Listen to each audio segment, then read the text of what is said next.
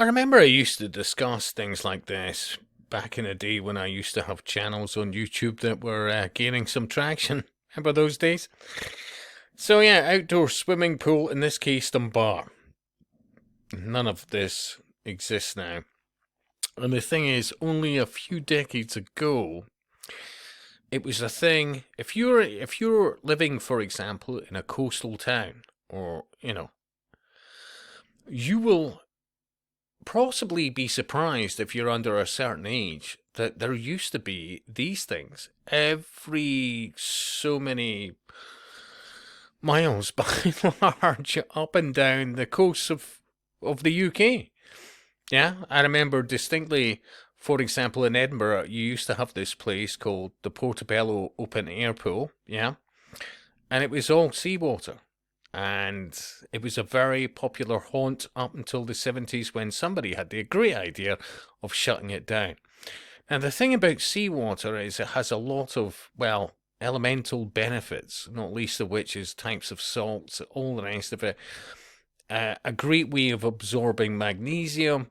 They had known this for a very long time, and hence the reason why, from memory, at the very least, the very early 1900s, they started building all those open air pools on coastal towns, etc., right across the UK.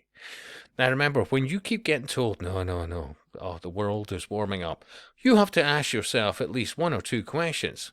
One would be, how hardy were these people if it's so warm now in comparison to what it was? You could also, I would say, successfully argue that it's actually getting colder than it used to be, seriously. And there was no coincidence that all of a sudden cheap flights to Torremolinos and whatever else started happening in the 80s. Up until that point, many people from memory, for example, from Glasgow, they used to have this thing called the trades, holidays, whatever, and many Glaswegians would come across to places like Portobello and have the time of their lives for several days or go back and forth. I mean, I remember in the 70s as a child, my mother taking me in the summer to the Portobello open air pool pretty much every other day. Yeah. But that was the 70s. Yeah. Then the 80s come along, cheap flights, all the rest of it, and things started changing. I mean, I can assure you, most coastal places were seen as highly successful and places you'd want to be for good reason. I can think of, and I'm sure when you reflect yourself, can think of many others.